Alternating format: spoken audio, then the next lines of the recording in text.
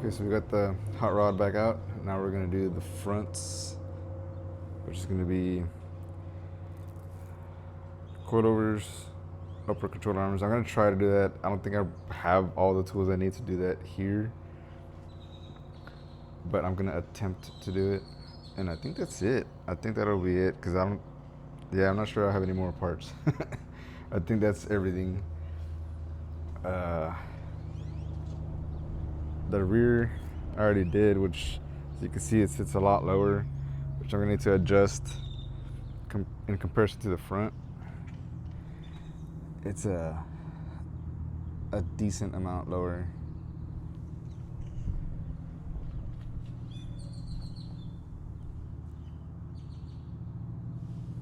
Sorry, I shake a lot. I'm an old person. And there's not a single cloud in the sky right now, so it's gonna be hot. I could already tell, because it's already hot and it's barely 9. So I'm gonna try to beat the heat a little bit better. What in the world happened here? Not my baby, not my hot rod. This is all nasty. I don't know what that's all about. What was I saying before I lost my train of thought? Oh yeah, I'm just gonna do the front, so we'll see how that goes. And one thing I want to do is measure where the lip is at. Before I didn't get to do it on the rear because I was too excited, as per usual. But on this one, I stopped myself and was like, let me do this. So we're at like 25 inches and a quarter. That's gonna go down a lot, I feel. Anyway, so yeah, we're at 25 and a quarter, pretty much right on the money.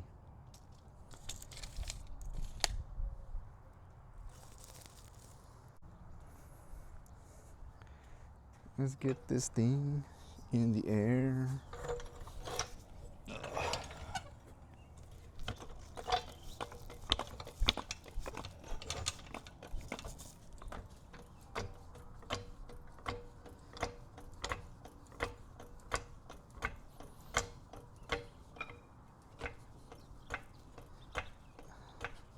It'd be really cool to have a lift.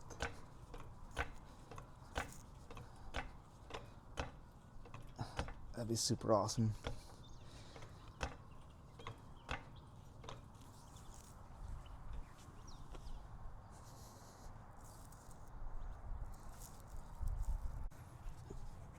I'm already sweating. It's been like maybe 3 minutes. Stupid Texas.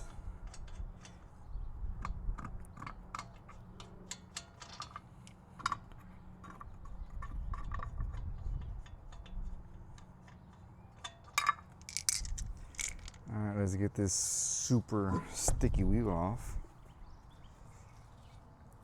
and see what we got. Okay, I don't know if you guys can see any of that in there, because it's super bright outside and it's super dark in the wheel well. Let's zoom you in, which my lens doesn't zoom, so you have to actually get closer. And no, you can't see anything. Oh, there we go. Let there be light.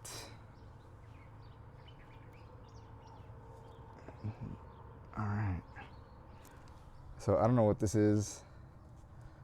I'm pretty sure it's just like a little cover. I've never seen that before in my life. I'm gonna take that off. Take this off. It looks like the bolts for this go through the top, which is awesome. For this, I believe it's just gonna be this bolt down here, which you guys can't even see because I'm not in frame, but it's right here. Here's a little bolt that holds the strut / shock / McPherson strut in place, and just a couple other little bolts to get some of these lines out of the way, and we'll be in business. Now my steering feels super sloppy, like there's a lot of play. Before it actually actuates the wheel turning, I feel like there's a lot of play, and I don't know if I just need a new rack. I've done a little bit of research trying to find like maybe some. Let me get you guys so you can at least see something different.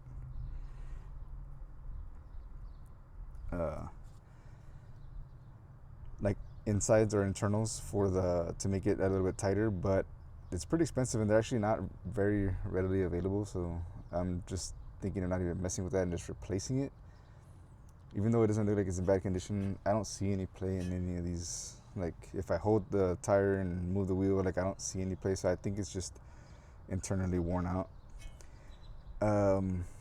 which kind of sucks. Then I haven't seen any performance ones that they make. So if anybody has any tips or ideas or information on where I can get something that's not as, because I can move the steering wheel like maybe 2 inches to each side before it even actuates the wheels, which is not really what you want when you're trying to go super fast with a 2-point, because 2 is more than 1. You know what I mean? So these are just some tins. I'm using hand tools again because I'm trying to be a nice neighbor and sacrificing all my energy to be a good guy, a chill guy.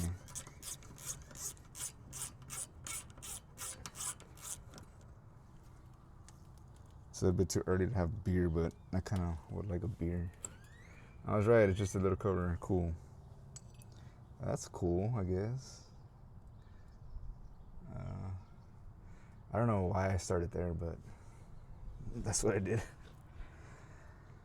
All right, let's see. Let's move on to other stuff. All right, so using this awesome hammer that I found, I was able to bang this out enough to obviously get it out because it's right here, and get the strut out. I did have to make a little bit of noise, which I felt kind of bad, but you know, sorry. So this is what the aftermath looks like. A bunch of parts hanging everywhere.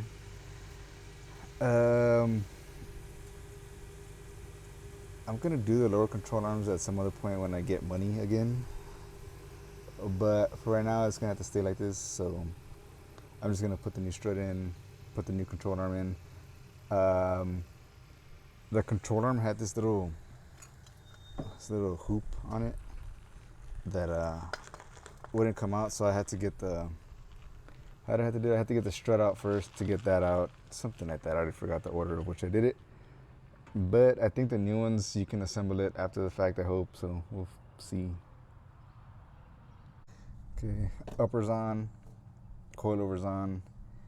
That's as far as the suspension parts I have right now. I do want to do the lower control arm at some point.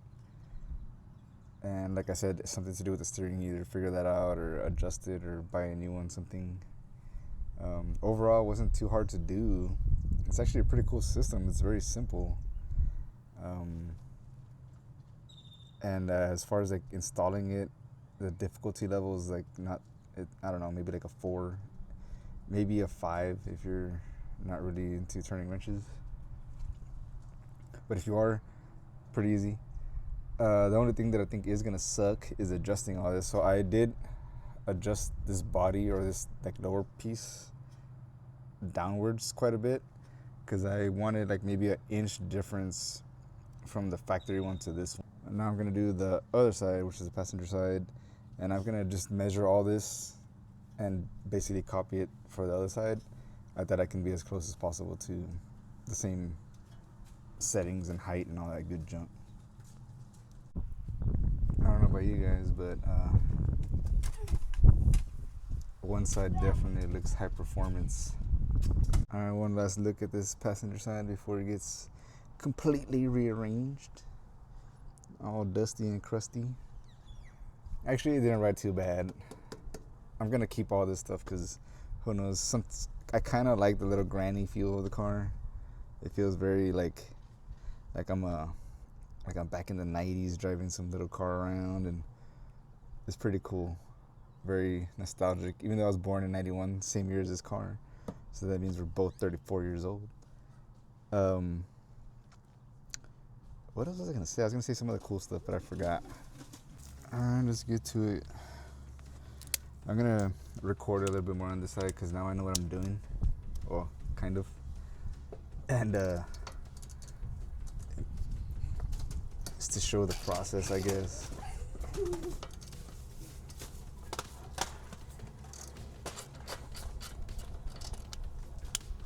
Again, doing everything by hand because of my neighbors. Maybe now there's like kids running around. Well, actually, these are my kids, but they're already making noise. I could probably start making some noise now too, but I'll save it for when I have to hammer out this upper ball joint.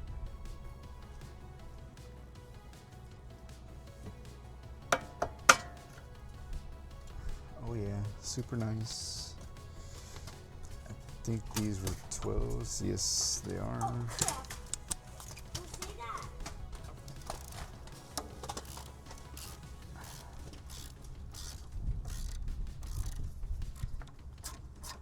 Oh, how I want to use my power tools. And we're taking it back in the day where you didn't have no power tools.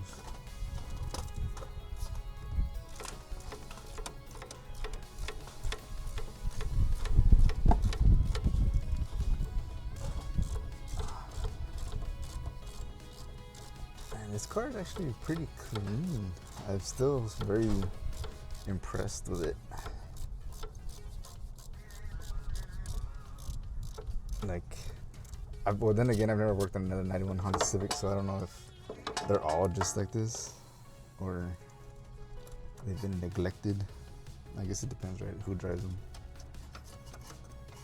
Okay, so that's loose. Now for the bolt that's on this side.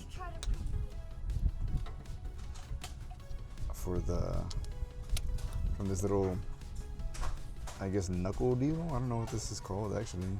The lower half of the strut has a 14 on this side, which you guys can't see, so I'm sorry, but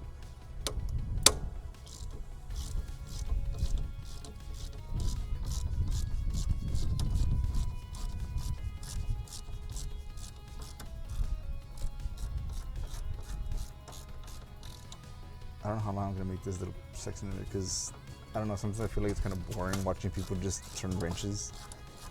But then if you just show like the finished product, I feel like the video is really short, so you're just like, oh man, like this is more like a reel or a TikTok than a video. And at the same time though, I'm not trying to like do like a how-to. I'm just working on my car. I'm just a chill guy. Let me go get some pliers to get this cotter pin out, take this out, and then just whack it a bit, get that popped off, and then take it all apart. Actually, that went kind of smooth, so awesome.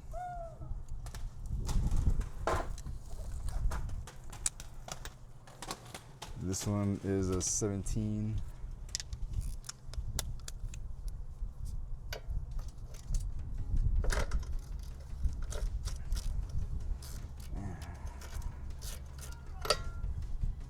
What I do is just get it kind of like cracked like that, and I just whack it. Which I know is not the right way to do it, but it's the only way I have right now. So usually you can put a fork in there and pop it. From Lena. I can't save you from Lena. What are you guys playing? What are you guys playing? Robbers? Oh.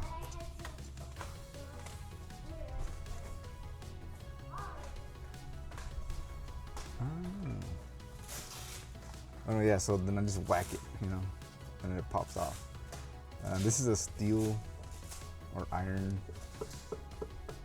knuckle, so it's not too bad. If it's aluminum, you definitely don't want to be doing this at all. Well, this one you have a little bit of wiggle room, and you know it's a gray water or whatever you call it. That's stupid saying.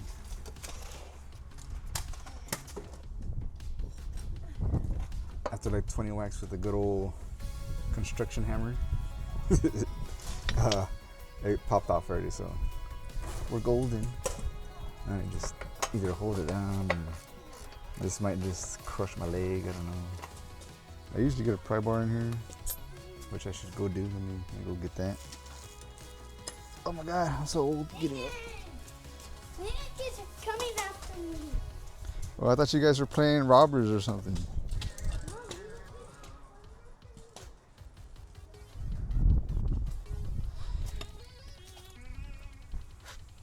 So I stick a pry bar up in here. Tension. Take it off. Boom! Look at that. It's almost like I know what I'm doing. So that's loose, very cool, very nice.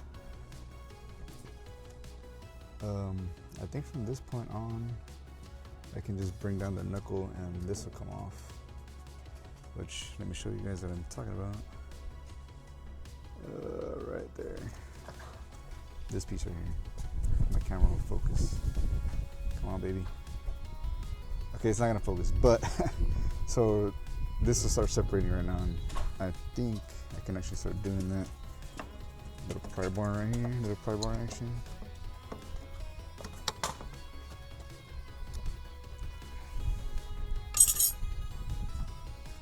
Yeah, it'll come out right now. Man, I kind of wish you guys would have seen that because it was pretty dope. But it's separating there now, as you can see. So I'm gonna take off the 2 bolts that are up there holding the strut, which, let me see if I can. I don't know if you can see them, but they're there somewhere. So yeah, let me go do that. These were the 2 bolts I was talking about, or nuts. Focus, there we go, that one, and then the strut will just go down. And on this side, it's playing a little bit hard to get. For whatever reason, I can't get this to go low enough to get the strut out. And I don't know why. It looks like it should be all the same, but I'm thinking because the CV axle is just a little bit shorter. Not too sure. But also, I have to get this little fuse block thing out of the way to get those 2 bolts down there. So I'm going to try to get the controller out so I can see if I can get the strut to come this way a little bit so I can slide out. Hopefully. We'll see. Okay, so yeah, that worked awesome. So once I loosened these 2 from the body and they came down, I was able to get the strut to come kind of this way, and I was able to slide out a lot easier. I was trying to do it with the control arm on, and I guess it just needed to come just a little bit more this way to be able to slide out of this little, I don't know what that thing's called, a fork or something. Strut base, strut connection to lower control arm connection, whatever. But it's out now, so now to put all the cool stuff on. Alright, so I'm building the upper control arm here. It's just these 2 little joints, I guess, or bushings. I don't know what you would even call those either. Man, I don't know anything. Anyway, it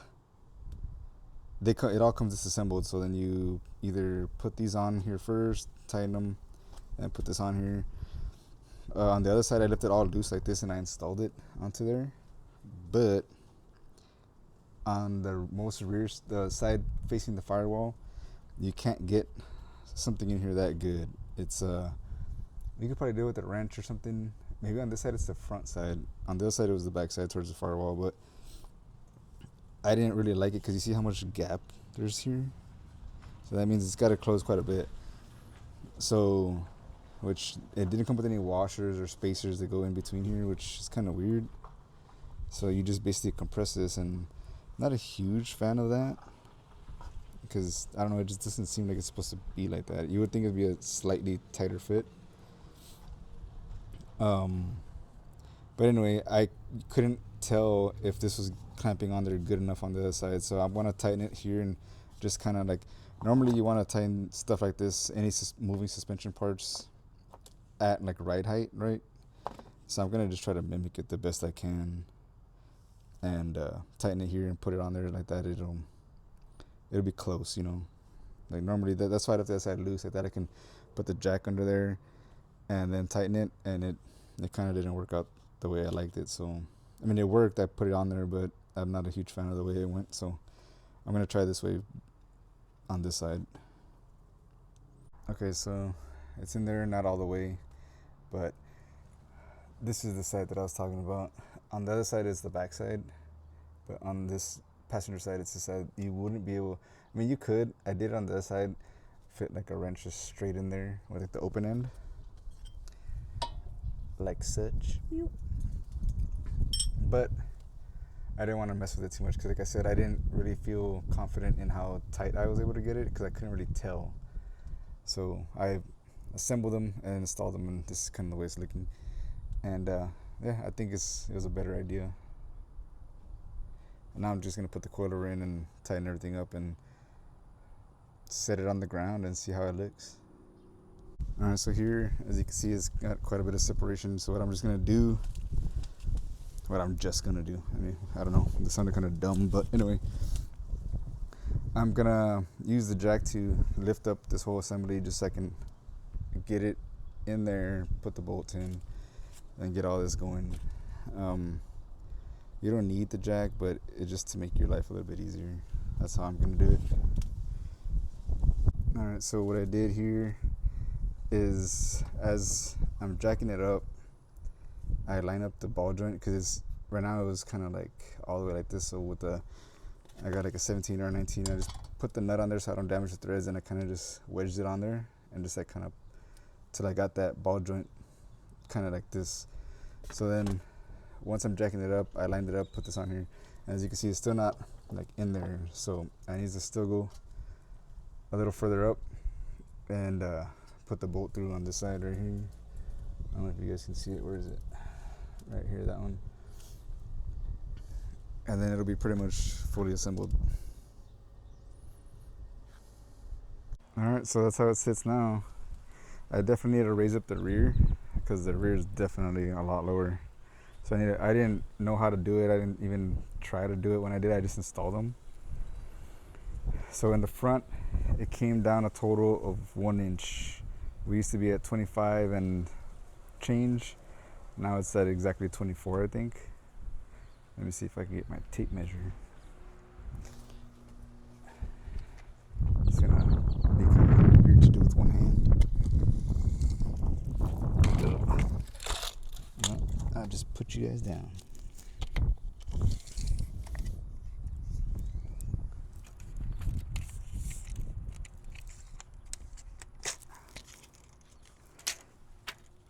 Alright.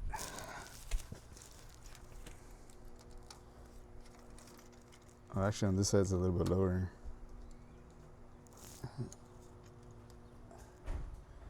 It's like 23 and I don't know, a lot of lines. Almost 24.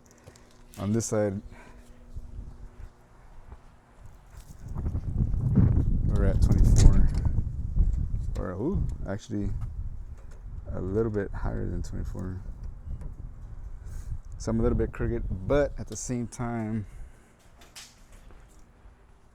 that tire is a lot more flat than the other one, so maybe if it's aired up properly, it'll square it all off. If not, it's just minor adjustments, so not too bad.